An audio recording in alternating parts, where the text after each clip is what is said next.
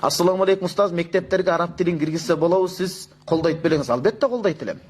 Анткени азыр менен кээ бир светский адамдарга дүйнөлүк көз караштан түшүндүрөйүн. Молдоколор бияка эле төртө берет. Жок.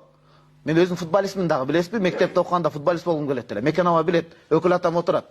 Азыр кичине курсагым кирип калды, Кудайга шүгүр. Диета кармап басыл. Через себя нормальный тээп коем да.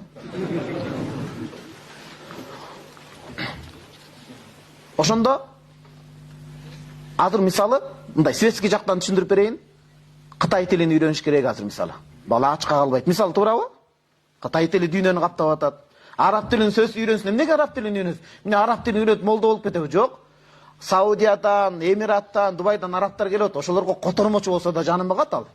Кыйналып диги жерде дигин уккандан көрөк, диги жерде дигин уккандан көрөк өзүнүн мекенинде тилин билген жаманбы? Мисалы мен диний жактан түшүндүрүп эле коеюнчу, Куранды башканы. Бияк жагынан түшүндүрөйүн. Жаманбы? Араб тилин билип атса. Арабтар келет, зыңкыйып котормочу болот. Алар менен кошо 5 бармак жейт, туурабы?